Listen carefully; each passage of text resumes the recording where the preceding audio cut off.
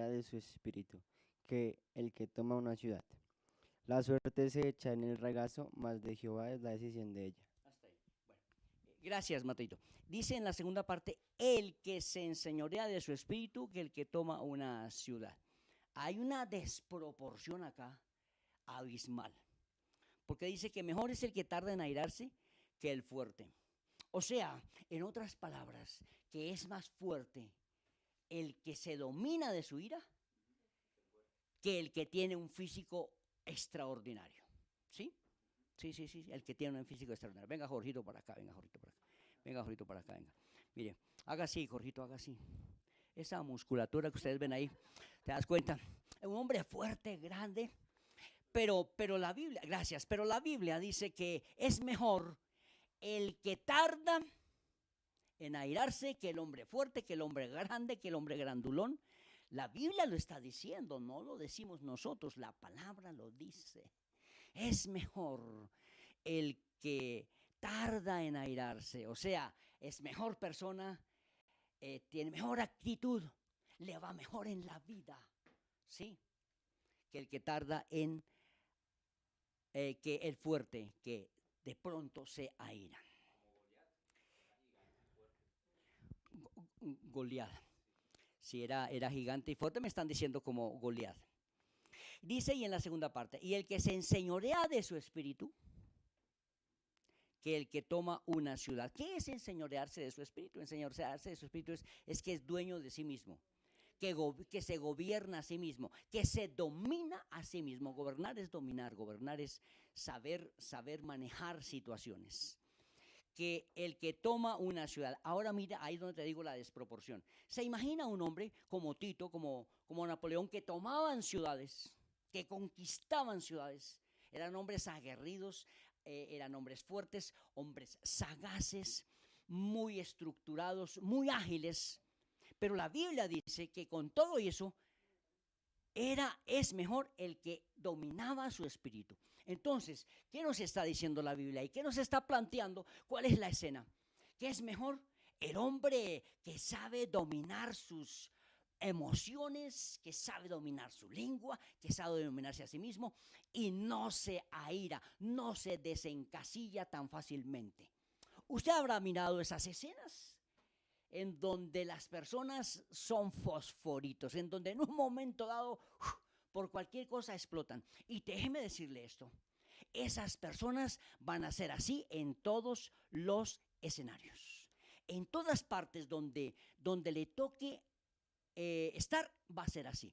Lo va a hacer en el trabajo, lo va a hacer en público, lo va a hacer en la calle y lo peor, lo va a hacer en su casa. ¿Se da cuenta? Esas personas que no saben controlar su ira son un verdadero problema para sí mismos y para los demás. Entonces que el que se enseñorea de su espíritu es aquel que tiene dominio propio sobre su personalidad.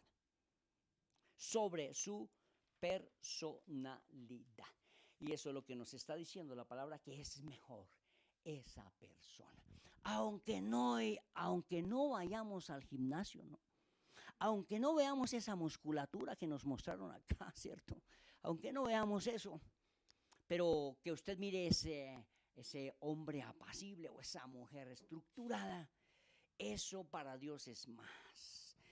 Es capaz de contenerse, dice, escuche eso, porque hay unas definiciones en el mundo natural. Algunos dicen que los evolucionistas, ¿no? Dicen que es el rastro, ellos dicen, es una explicación que ellos dan en las literaturas que hemos leído. De los evolucionistas dicen que quedan rastros animales en nosotros porque según ellos venimos del mico o del mono o del orangután, según ellos, ¿cierto? Pero la Biblia dice que no es así.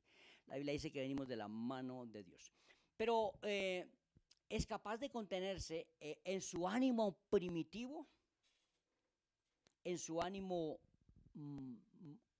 básico, y nosotros decimos en su vieja naturaleza, capaz de dominar su propia naturaleza. Ahora escucha esto, quien fácilmente se aira, cometerá locuras. Usted se ha dado cuenta, y hay personas así. Hay dos extremos, hay los dos extremos, personas que son muy pasivas, muy tranquilas, pero hay otras que son muy explosivas. Dice que quien fácilmente se aira cometerá locuras. Ahora, quien hace esto, quien fácilmente se aira, hará y dirá cosas de las cuales después tendrá que arrepentirse, pero ya a veces será demasiado tarde. La ira es un explosivo, dígale que está al lado, la ira es un explosivo. Es como una dinamita que necesita un detonante, que necesita un fulminante, que le tocan un poquito y ya explota todo. Es algo así.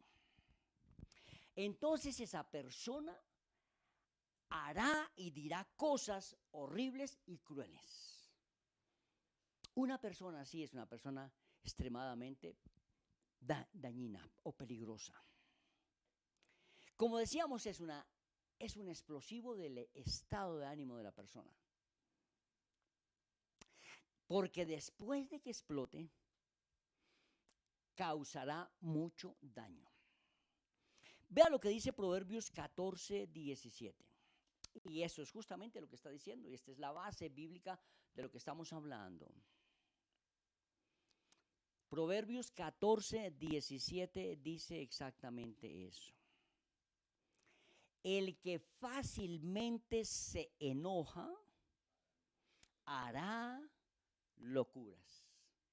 El que fácilmente se enoja hará locuras. Dice, y el hombre perverso será ¿qué? Aborrecido. Entonces una persona que se aira puede salirle toda su perversidad o todo su instinto allá primitivo y cometer y hacer cosas espantosas. ¿Te das cuenta? Por un estado de ira, por un estado de desenfreno, que no tiene la capacidad de dominar su vida. Entonces la Biblia dice de la siguiente manera en Santiago 1:20. Santiago 1:20 dice así: la ira del hombre no obra la justicia de Dios. Oh, qué linda es esta palabra. La ira del hombre no obra la justicia de Dios. La ira, el enojo de Dios no llena la medida. Perdón, la ira del hombre no llena la medida, porque justicia es medida. No llena la medida de Dios. No está conforme o acorde a los preceptos de Dios. En una parte sí dice la palabra, aírate pero no peques. Dígale a que está al lado, aírate pero no peques. Y dígale, usted respóndale, dígale, pero qué difícil es esto. Es difícil que usted esté en un estado de ira, y no pecar. Hay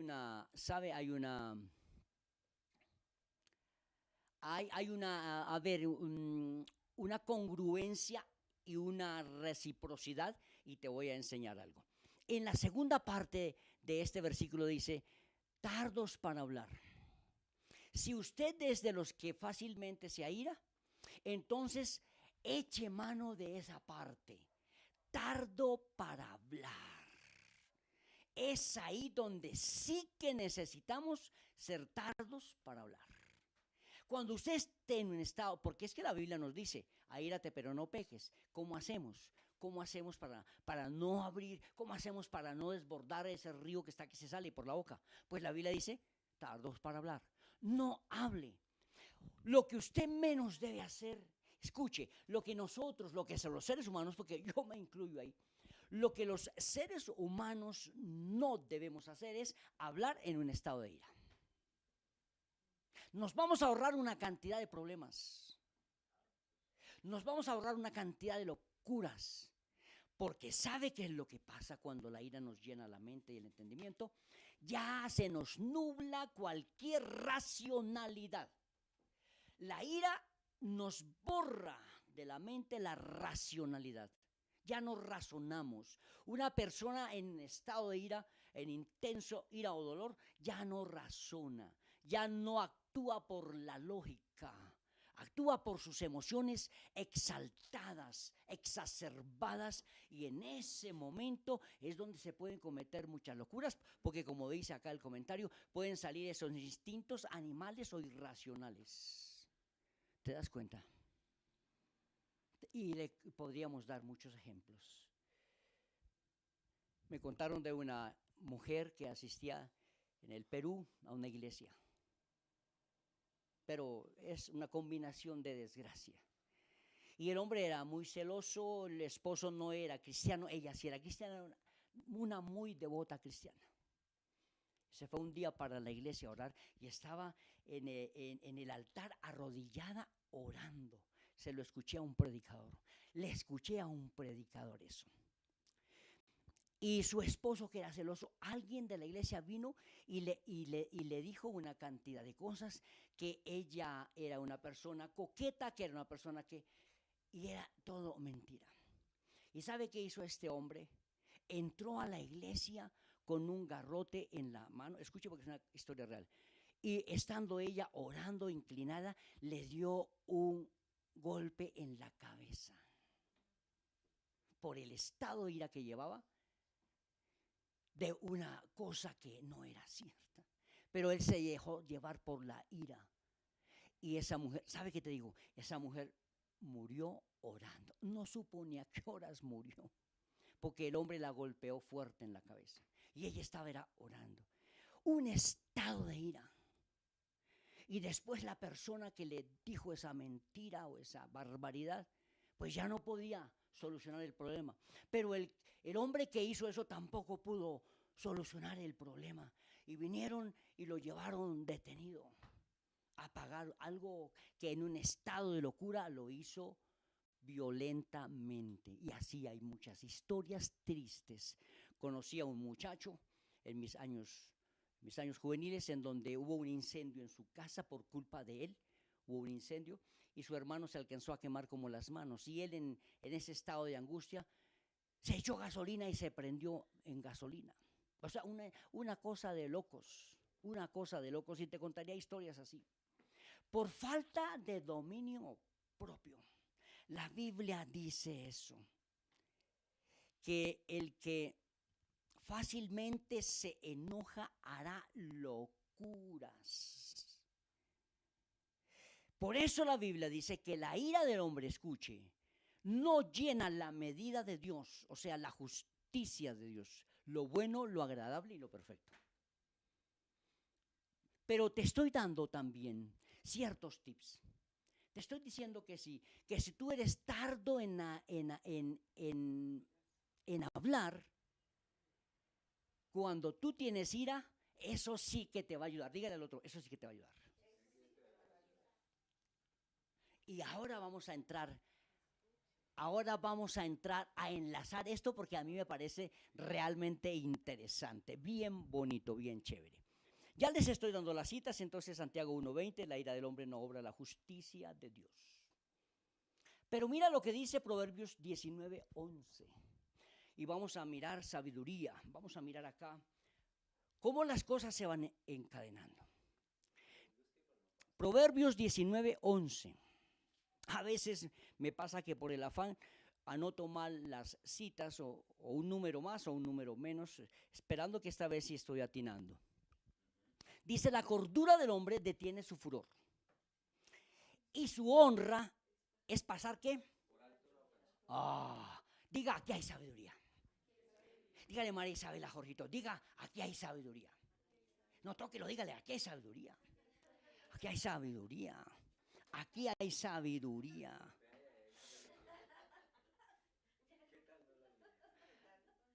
Decían en mi tiempo, la letra con sangre entra, ¿no? Cuando yo era niño y me tocaba estudiar en las escuelas públicas, decían, la letra con sangre entra. Bueno, ese es un decir, dejémoslo allá.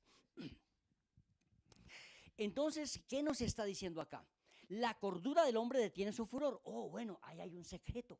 Ahí hay cosas que analizar interesantes. Entonces, miremos qué es cordura.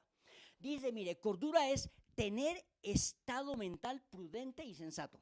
Diga, cordura es tener estado mental prudente y sensato. En otras palabras, la cordura es el resultado de tener un estado mental tranquilo, sabio y sensato.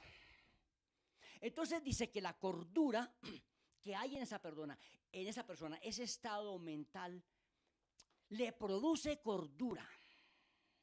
Ese estado mental prudente, y prudente es ser sabio y entendido.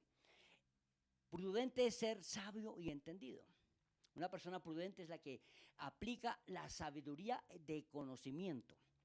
Aplica la sabiduría del conocimiento, y aquí estamos tocando varios tips, desgranando cosas, porque esto es lo que nosotros tenemos que tener, perdóneme, en la vida diaria. La Biblia no es solamente un bonito libro de conceptos filosóficos que suenen agradables al oído, sino que la Biblia es vivencial. Dígale al que está al lado, la Biblia es vivencial.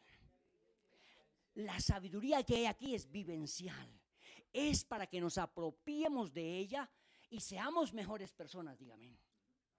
Diga, seamos mejores esposos, diga, Jorgito. Que seamos mejores esposas. Que seamos mejores hijos. Mateo, diga, que seamos mejores hijos. Para que seamos mejores ciudadanos y mejores seres humanos. En eso nos transforma la palabra de Dios. Por eso es bueno nosotros oírla y hacerla, que es lo que Dios quiere que lo hagamos. Entonces, esa prudencia es lo opuesto a la locura. Que la locura es el desorden exacerbado y exaltado de nuestras emociones. La cordura es todo lo contrario. Es un estado mental, inquietud que no se deja mover tan fácilmente por la ofensa. ¿Se da cuenta? Dice que el hombre, su honra es pasar por alto la ofensa. ¿Lo han ofendido alguna vez? ¿Alguna vez te han ofendido? La persona que se acuesta con usted a su lado, ¿le ha ofendido? Oh, hay muchos, o sea, muchas veces, ¿cierto?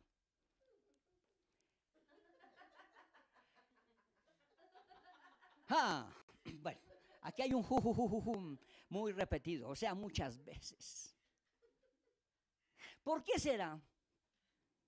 ¿Por qué será que esto es? A mí me gusta enseñar parejas, a mí me gusta enseñar temáticas sobre matrimonios, y esto se da, y estos escenarios sí que se montan tan fácilmente. ¿Por qué será que a las personas que más amamos es a las que más le hacemos daño, o no? A las personas que más amamos es a las que a veces más les hacemos daño. Es una ironía, es ilógico, es antagónico. ¿Cómo que le amamos y le hacemos daño? Pero así es. ¿Sí? Entonces, pero la Biblia nos enseña, ¿cierto? La Biblia nos dice muchos consejos prácticos para mejorar esto. Entonces es pasar por alto la ofensa. ¿Tienes paciencia? Cuando te hacen una ofensa, Jorgito, ¿tienes paciencia? Ahora sí, dice. Ahora sí que lo ofendan, porque ahora sí tiene paciencia. No, mentiras, que no te ofendan. Pero la Biblia dice que es una honra cuando alguien pasa por alto una ofensa. Ahora te explico esto. Te está diciendo claramente, y me está diciendo claramente, que yo paso por alto la ofensa. Eso quiere decir que yo soy consciente de la ofensa. ¿Me estoy haciendo entender? En este escenario que me está diciendo la Biblia es que yo soy consciente que me ofendieron. ¿Sí? Hay momentos en donde a usted lo ofenden y usted ni se dio cuenta. ¿Sí? Hay momentos en donde la persona le ironiza y usted no se da cuenta. Pues ahí, ¿cuál es la gracia? No, sencillo, que usted no se dio cuenta. El asunto es cuando usted se da cuenta. El asunto es cuando usted es consciente de que sí lo hicieron con la intención de ofenderte. ¿Sabe? Es ahí donde la Biblia dice que tú eres cuerdo y que tú tienes honra cuando tú, sabiendo que te ofendieron, lo pasas por alto. O sea, que te resbaló. O sea que te resbaló. Eso es lo que dice la Biblia. yo soy un hombre prudente, yo soy un hombre cuerdo, o soy una mujer cuerda o una mujer prudente. Cuando a sabiendas de que sí me ofendieron, yo no me ofendo. Yo no hago caso de eso. Yo sigo bien. ¿Te das cuenta? ¿Te das cuenta en dónde está la diferencia? ¿Te das cuenta lo antagónico y contrario que es con la filosofía de este mundo? En donde es más bien la ley del talión, ojo por ojo y diente por diente. A mí me la hicieron, yo también se la hago. O eso no es la filosofía del mundo, es así. Pero Cristo nos enseña todo lo contrario. Esto es sencillamente hermoso. Entonces es la capacidad de pensar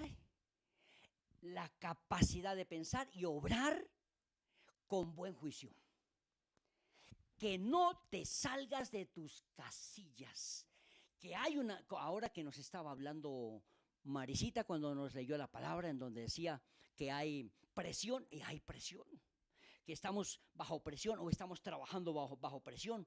O estamos trabajando, y esa no es una atmósfera muy agradable. Es ahí donde tenemos que tener esto. Proverbios 19:11. La paz y la tranquilidad del Señor, la cordura que viene de arriba. Y yo quiero enlazar esto, mira. Vamos a mirar esta parte escritural. Y se trata de lo siguiente. Esta última parte de tardo para airarse, te puedo decir, entre otras cosas, aparte de toda la sabiduría que vimos en Proverbios y en Santiago, la tengo que también traer a esta exposición para enlazarla.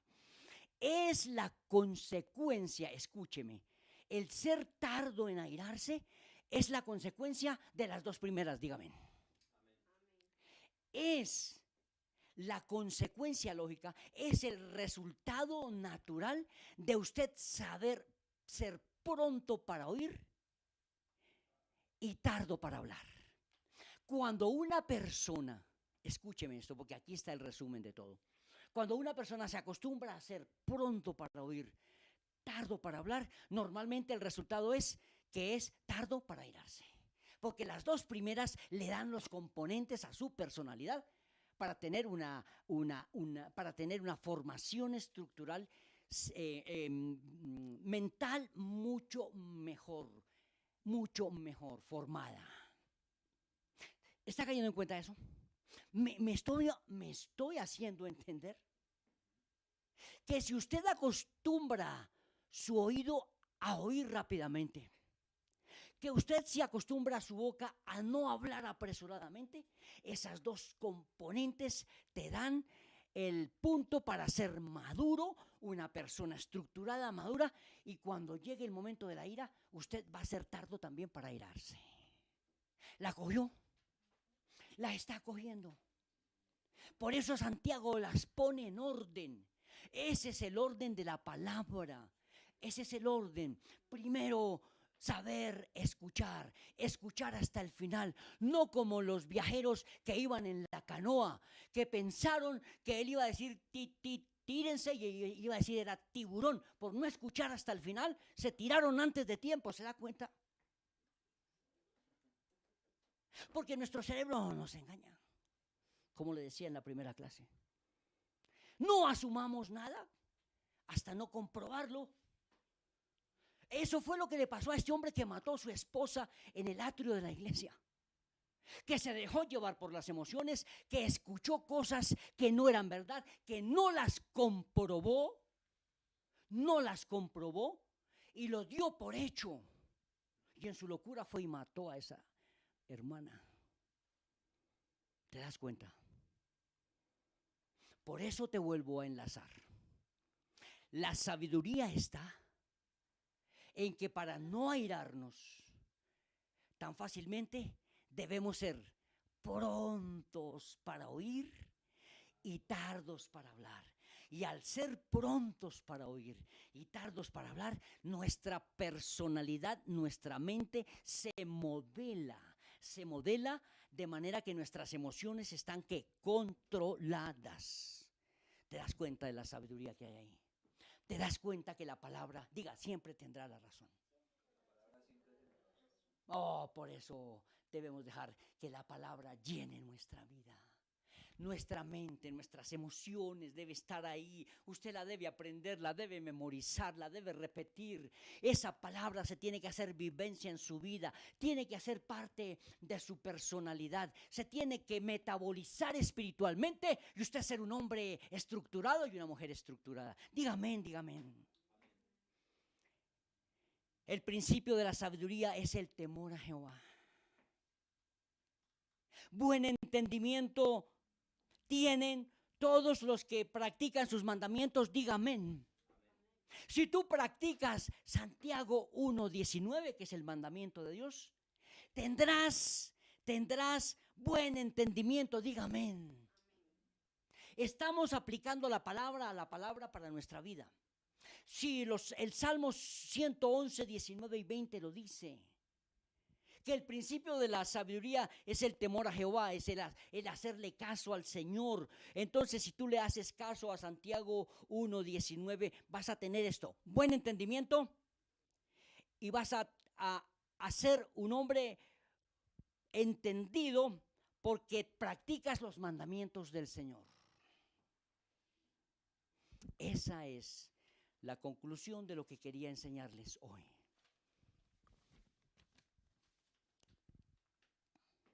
Si usted escucha la palabra y la obedece con entendimiento, agradas el corazón del Padre, dígame. ¿Sabe? Hay momentos en donde usted siente hacer una cosa en sus fuerzas, en su ímpetu, en su personalidad, pero la palabra te dice otra. La palabra te dice, no lo hagas. Oh, entonces repite conmigo. Me guiaré por principios, diga. Y no por mis emociones. Me guiaré por los principios de la palabra y no por lo que dicte mi corazón en ese momento. Y eso sí que será medicina a tus huesos, dice la Biblia.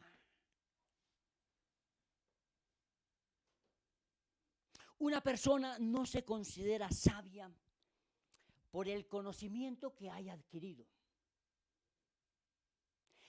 Si sus hechos no se ajustan a sus palabras, entonces esa persona no es verdaderamente sabia. Y te digo esto, la sabiduría, ojalá que lo anotes, ojalá que lo memorices. La sabiduría es intensamente práctica y no teórica. ¿La cogió? La sabiduría es intensamente práctica. Es vivencial, es de la vida real y no una bonita teoría. Y Mateo 7:24 dice, cualquiera pues que me oye estas palabras, las que hemos predicado, Proverbios, a Santiago 1:19 y 1:20, todas esas, cualquiera que me oye estas palabras y las hace, lo consideraré a un hombre prudente que edificó su casa sobre la roca. Y casa, ahí en esta palabra casa es vida, su vida. Su casa ahí representa su vida, su estructura personal, su vida, cómo usted estructuró su vida, cómo usted está parado en la palabra de Dios. Esa es la estructura. Si alguien le hace caso a Dios, y es lo que dice la Biblia, si alguien la obedece, su casa, su vida misma, su vida, todo su ser, espíritu, alma y cuerpo, será una casa que no caerá. Diga, mi vida no caerá. Porque mi vida está estructurada sobre la palabra de Dios. Esto, mi amado, es sabiduría. Si no tienes esto, te recomiendo el Salmo 111, 19 y 20. Si lo tienes, eres una persona bienaventurada. Mis amados, que el Señor añada la bendición a su vida a través de esta palabra. Y yo declaro que ustedes y nosotros somos tierra fértil en donde esta palabra producirá fruto. Diga amén. Padre, te damos gracias en esta hora. Gracias porque tu palabra es la verdad, porque ella nos insta, nos toca, nos bendice, nos ayuda. Gracias, Jesús. Señor, muchísimas gracias por los oídos obedientes. Gracias, Señor, por los oídos hacedores. Gracias, Dios, por los corazones que atesoran tu palabra. Como dice, y la guardan. Porque hay una promesa, dice, el que me ama, mi palabra guardará. Eso quiere decir que cuando tú guardas la palabra, o sea, la honras, o sea, la vives, guardar es en este caso ponerla en práctica, guardarla, no desecharla, no ignorarla. Cuando tú la guardas, cuando tú la haces, tú la estás guardando. La Biblia dice que cuando hacemos eso, le estamos demostrando nuestro amor al Señor. Cuando yo guardo su palabra, cuando yo la obedezco, cuando yo camino en ella, lo que estoy haciendo es demostrarle mi amor al Señor. Padre, por amor, yo te obedezco. A veces no entiendo, a veces va en contra de lo que mi corazón quiere, pero como es tu palabra, yo la amo, la respeto y la guardo. Gracias en el nombre de Jesús. Amén y amén. Nos vamos para una semana de bendición. Diga amén. Diga amén, diga amén. A ver, los voy a invitar que en esta mañana nos salgamos de lo común, amén. A ver, levantémonos, pongámonos de pie. Hagamos cosas que no hacemos. Diga, vamos a estar en bendición. Vamos a tener una semana poderosa. Una semana bendecida. Amén. Diga ahora sí, levanta tus brazos, diga. Amén, amén, amén, amén, amén, amén, amén, amén. Aleluya. Estamos cantando victoria antes de que las cosas sucedan, porque nosotros somos personas de fe. Creemos que esta semana usted va a tener todos sus desayunos. Esta semana usted tendrá todos sus almuerzos. Esta semana usted tendrá todo su alimento en su casa.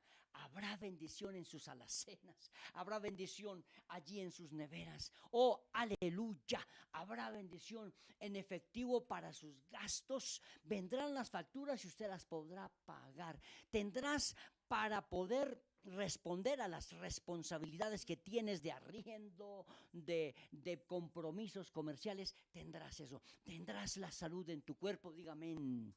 Oh, aleluya. Por eso nosotros nos gozamos delante de Dios. Por eso así decimos amén, amén, amén, amén. Porque Dios es nuestro proveedor. Estamos dictando una palabra de fe para esta semana que viene en bendición. Coloca tus manitos así. Padre, gracias te damos por esta hora, Señor. Nos gozamos con los ángeles. Dios, hay fiesta en el cielo y aquí en la tierra, porque tú estás en medio de tu trono. Tú mandas y ordenas. Tú estás sentado, Señor. Nada se te escapa, Dios de la gloria, y tú nos has cobijado bajo tu gracia. Es tu manto el que nos protege, Señor. Es tu cobertura. Oh, Dios mío, aleluya. Es tu tabernáculo. Es que el que está encima de la iglesia, trigo nuevo del Rey. Oh, aleluya. Estamos amparados bajo el mejor escudo que son tus alas, Señor. Declaramos que esta semana caminaremos en victoria, caminaremos en bendición, caminaremos en gloria y nada nos podrá causar daño. Las fuerzas del enemigo retrocederán a nuestro caminar, porque el Rey de Reyes, el Señor de Señores, va delante de nosotros.